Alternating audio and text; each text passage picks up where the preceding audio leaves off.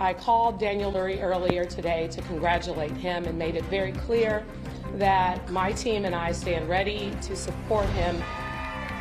Daniel Lurie is set to become San Francisco's next mayor after London Breed conceded this evening. We are breaking down what this all means for the future of the city.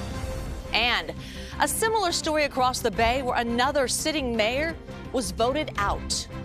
I think they need more law enforcement out here, to really just be present. How Antioch's new leader plans to tackle crime and a scandal-ridden police department. This is CBS News Bay Area with Juliette Goodrich. Good evening. We begin tonight with breaking news in San Francisco where the voters have spoken. New leadership is coming to City Hall. Daniel Lurie declaring victory tonight in the city's closely watched mayoral race. He was the only political outsider among the top candidates, and the latest numbers were released just 3 hours ago. So here is a look at the results after ranked choice tabulations. When all the other candidates are eliminated, Lurie then comes away with 56% to Breed's 44%. There is still 143,000 votes to be counted, but political analysts tell us those ballots will likely look a lot like what we've already seen.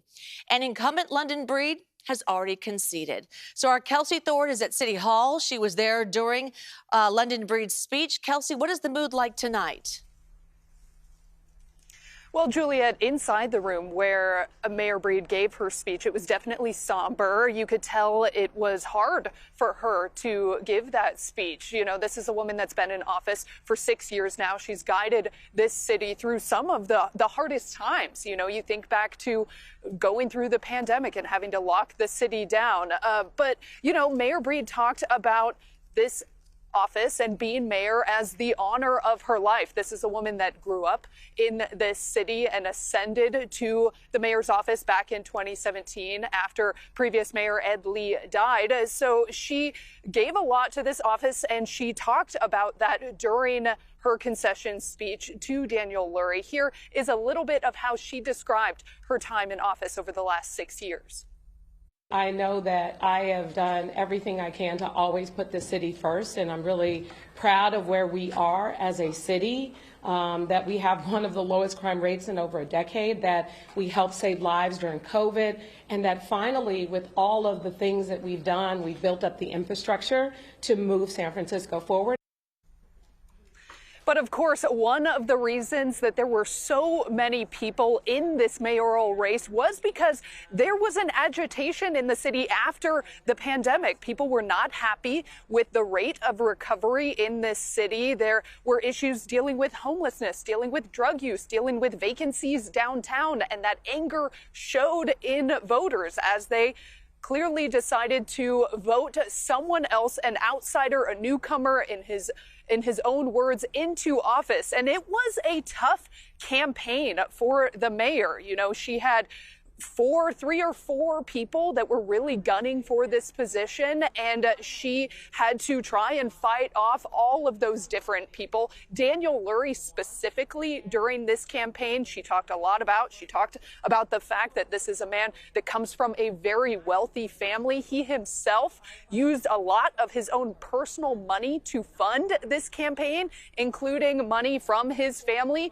And Mayor Breed was not quiet when she talked about how she did not like that and how she believed that he was trying to buy the mayor's seat. So during this press conference, I asked her, now that he's won, do you still think that he bought this seat with his money? Here's what she told me.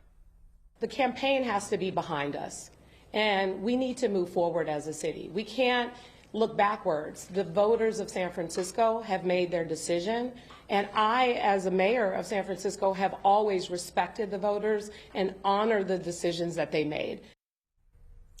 And that's really what the mayor focused on during this speech here today. She said that now, over these next few months, she's going to try and work with the Lurie team to create that smooth transition, to bring his administration in the next couple of months. She says, of course, though, Juliette, she still has a few more months left in office, so she's not going to stop governing right now. She said she believes she laid out a path for the next mayor to come in and really work with, and she hopes that the next mayor, Lurie, will help to improve the city as she believed that she did during her time in office. Yep, you got to see the job through. All right, Kelsey Thorne. Kelsey, thank you so much. So some more background on Daniel Lurie. He is the founder of the anti-poverty nonprofit Tipping Point and heir to the Levi Strauss fortune, who spent millions of his own money on his mayoral campaign and put a lot of his focus on courting Chinese-American voters. He's promising clean and safe streets for all to tackle the city's drug crisis and build more housing. So Ann Makovic joining me now. She has a reaction from political experts on what they're expecting from the mayor-elect. Yeah, and a lot of unknowns here because he has never held public office. So how his administration is going to actually change San Francisco City Hall is still up in the air. Here's what Professor James Taylor from USF has to say. He's going to bring his own team in, and that might mean a new chief, it might mean a new sheriff. The mayor has a lot of power in San Francisco. They control 90% of the budget. So he has a lot of say in terms of what everybody does and what everybody gets. Now, we also just heard from former San Francisco Mayor Willie Brown. He thinks the city's in good shape under a Lurie administration. He doesn't think we're going to see much in the way of policy change. He says the important thing now is how City Hall is going to be able to work with the White House. I just hope the new mayor will be able to establish a working relationship with the new administration so San Francisco will be able to get all the things it has needed. So there is likely also going to be a more moderate lean in the Board of Supervisors once this is all said and done. Still more votes left to count there.